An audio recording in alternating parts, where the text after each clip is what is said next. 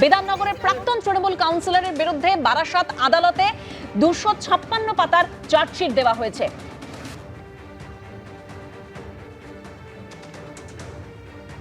অর্থাৎ রাজ্যে পালা বদলের পর কেউই বাদ যায়নি। প্রাক্তন তৃণমূল কাউন্সিলর থেকে প্রাক্তন তৃণমূল বিধায়ক, তৃণমূলের নেতা প্রত্যেকে গ্রেপ্তার হয়েছেন। শুধু গ্রেপ্তার হয়েছেন তাই নয়, শতরূপাদি তাদের কেউই এখনো পর্যন্ত জামিনে মুক্ত হন। অর্থাৎ জামিন অযোগ্য ধারা প্রত্যেকের বিরুদ্ধে দেওয়া হয়েছে।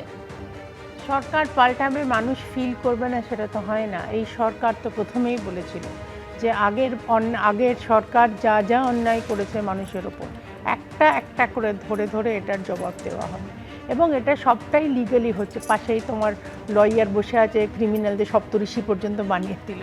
কিন্তু যেটা দেখবার মতন জিনিস হচ্ছে যে প্রত্যেকটা ভীষণ সিস্টেম্যাটিক্যালি, এবং কোনো হাই হুই কোনো রকম কোনো মানে কি বলে হুলাবুলু না করে এটা একদম সিস্টেম্যাটিক্যালি একটার পর একটা হচ্ছে, এবং তারা কোনো দিন বেরোবে না। হ্যাঁ, নর্মাল কোর্সে সে অনেক পরে যেরকম বোধহয় কিছুদিনের জন্য বেলে বেরোয়, সেটা পরের দেখা যাবে।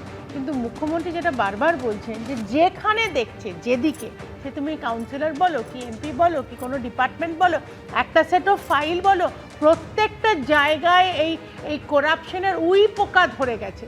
তো এইরকম একটা সরকার যে 15 বছর ধরে পোকা ধরে গেছে, তাহলে প্রদীপ্তদা মানে তৃণমূলের আমলে এই যে এত পরিমাণ দুর্নীতি হলো, তখন সরকার দেখতে পায়নি? সরকার দেখতে পেয়েছে কি পায়নি সেটা জানি না। আমি তো সত্যি দেখতে সরকার দেখতে পাচ্ছে না।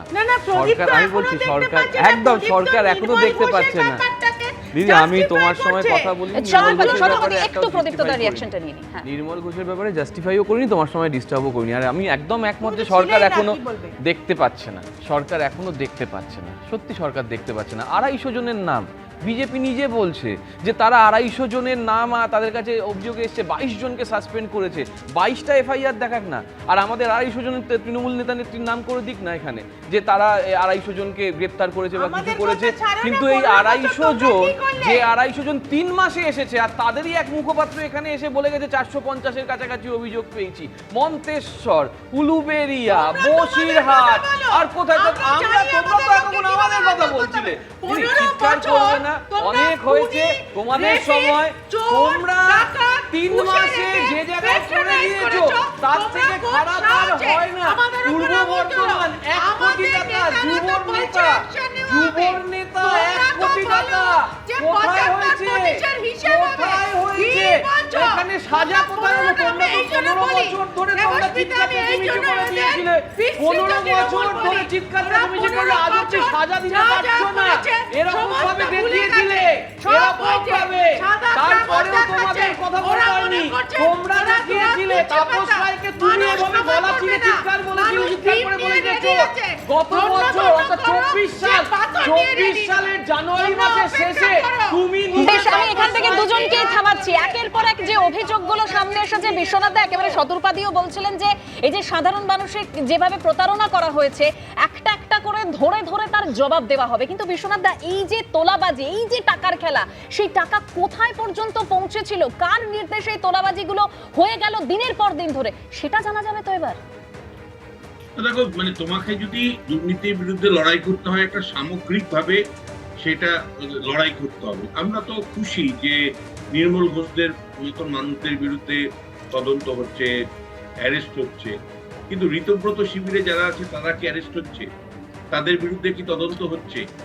যে সমস্ত সাংসদরা বাপি ঘোষ থেকে শুরু করে একের পর এক সাংসদরা যাদের বিরুদ্ধে বিজেপি অভিযোগ করেছিল, বাপি হালদার থেকে শুরু করে একের পর এক সাংসদ যাদের বিরুদ্ধে বিজেপি অভিযোগ করেছিল, আমাদের অভিযোগ নয়, তাদের বিরুদ্ধে কি কোনো তদন্ত হচ্ছে? তাদের সাথে প্রধানমন্ত্রী পাতোরা সাজছেন, তারা ব্রেকফাস্ট করছেন প্রধানমন্ত্রী তাদের সাথে।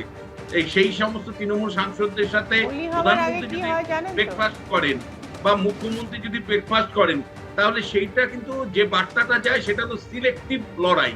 অর্থাৎ এই করাপশনের বিরুদ্ধে বিজেপির বর্তমান সরকার একটা মানে নির্বাচিত অবস্থান নিচ্ছেন। যারা ক্ষমতাহীন, যারা পরাজিত, তাদের বিরুদ্ধে কঠোর ব্যবস্থা নিচ্ছেন, আর যারা জয়ী হয়েছেন তাদের বিরুদ্ধে আরেক রকম অবস্থান নিচ্ছেন। তাদেরকে রাজনৈতিকভাবে ব্যবহার করছেন, বিল পাসের জন্য জাতীয় স্বার্থের নাম করে তাদের সাথে সহ অবস্থান করছেন। ফলে এই লড়াইটা যদি সত্যি সামগ্রিকভাবে হতো তাহলে পশ্চিমবাংলার থেকে দুর্নীতি মুক্ত হতো। যার জন্য দেখবে তুমি বিজেপি গত অল্প দিনের মধ্যেই কিন্তু তাদের বিরুদ্ধেও একের পর এক অভিযোগ আসছে এবং বিজেপির নেতারাই এই অভিযোগগুলো আনছেন, এগুলো কোনো সংবাদ মাধ্যম আনছে না।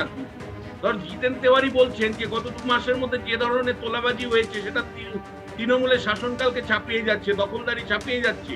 বিশ্বনাথদা, আপনি যে বই লিখেছিলেন সেটার মধ্যে বিজেপির আইডিওলজি নিয়ে লিখেছিলেন তো, তাহলে বিজেপির আইডিওলজি না, এখানে ব্যক্তিগত আক্রমণ নয়, একটু বলতে দিন বিশ্বনাথদাকে শতরূপা দিয়ে আসবো।